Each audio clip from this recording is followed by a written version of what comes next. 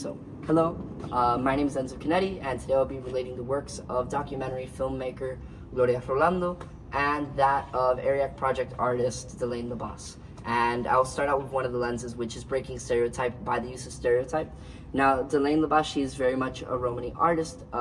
She talks very much about the British Romani and a lot of the misconceptions that have come about just by their mere existence in Europe. Now, one of the things that she's done, this thing of breaking stereotype with stereotype, she had a show, and for the poster, for the advertisement, it read Gypsy Witch in these big words, and it had this screaming face and wild hair and this almost ransom letter type writing pasted onto the advertisement.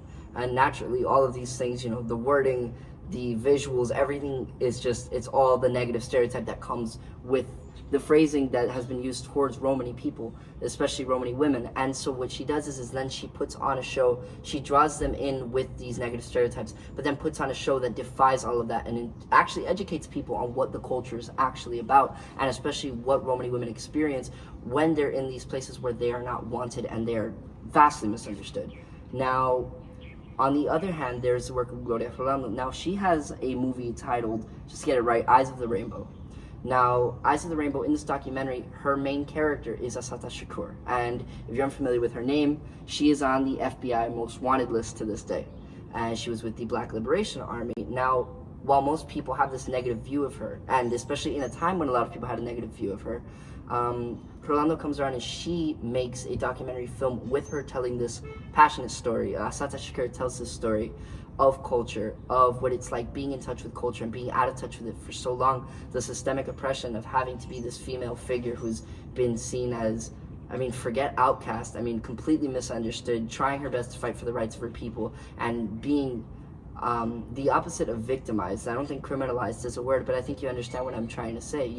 They painted her to be this evil, terrible person, and at the end of the day, anybody can have their opinions of her, but she was a human being. And what this documentary does is it humanizes her through the lens of everything she experienced as a result of this oppression.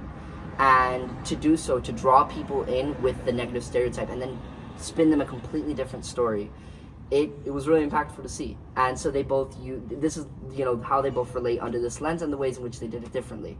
Now, on the other hand, there is the ways in which they've used travel as a means of furthering education. And so for Delaine, she actually had this art tour with her husband where they would do these very convoluted art pieces and leave them in public.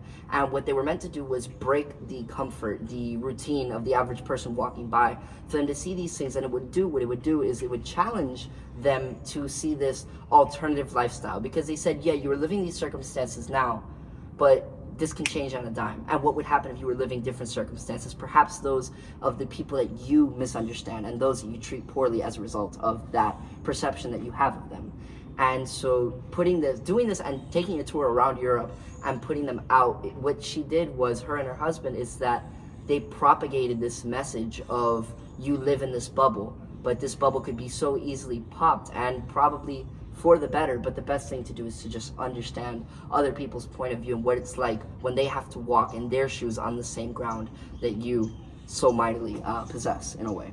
So, and in doing that, it's public education and it's travel. They travel to do so. Now, the reason why I chose this lens specifically is because Gloria Rolando does this in her own way, in which in the same documentary, which is titled Eyes of the Rainbow, in this documentary, she actually travels to Cuba with Shakur, and in this, Shakur becomes completely enveloped in what is not just Cuban culture, but she discovers how vast Afro-Cuban culture's influence kind of just exists in Cuba. Not just exists, it's a lot of the culture in Cuba, and she finds that she didn't realize what it was like to be around people who experienced life in this way, in touch with culture, speaking with one another, existing among one another, and being in touch with themselves and the part of themselves that brings them all together. And this is coming from a person who has faced, quite literally, I think, the worst that a person in modern era can face in terms of systemic oppression. And to see this complete polar opposite for her, it was a game changer for her. And to see that on camera, it's wonderful. But again, it is a documentary and it's public education. I watched the documentary and I got to watch it for free. And it's a matter of seeing people use travel, change of location, setting, and polarity to personal story in both of their cases It was very cool to see. And the final one final lens that I'm going to go through, I titled it Tradition as an Artist's Self-Actualization. Forgive me for the wording there. Hola! So, forgive me for that, that's my grandma. So, tradition as an artist's form of self-actualization. I'll start with Delaine the Boss. Now, Delaine the Boss has a piece, art piece, that she titles Rinkini Pani. And Rinkini Pani is essentially, it's British Romany for beautiful water. And she talks about how throughout all of her family, generation to generation, she feels in touch with her grandmother based on this one story. Now, her grandmother, naturally Romani descent, only knew traveling. She did not know what it was like to have to stay static in one place. And when she finally came to, when, you know, she had a home for the first time, somebody goes and turns on the water, and she immediately goes and instructs them to turn it off because they were wasting what was precious water. And so what Delaine the Boss has gotten done is she's self-actualized by creating this piece, which is to honor that. And in the piece there is no visible water, but she shows the ways in which she's carried on the tradition of her grandmother. She wears the clothing of her grandmother's culture, and the way she carries that with her, despite the fact that there is no water around, whether or not it is a part of the culture. But it's the showing of, you know, sometimes geography changes, unfortunately. But main point that I'm trying to make here is that she self-actualized not just as a person. She already had this part of her as a person, but to bring this part of herself into her art, it actually brought her to this degree of oneness with herself.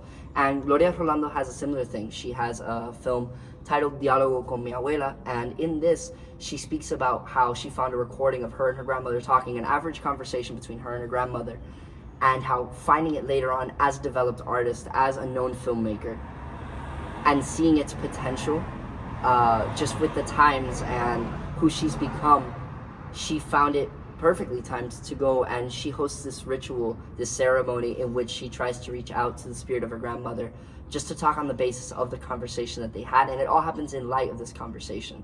And so what it's doing, at least in light of this lens, what it does to bring these two artists together, both of them very different, but it shows the ways in which they actualize and they grow to become themselves by taking the most important pieces of themselves and applying it to their art, whether it be through filmmaking or through area projects.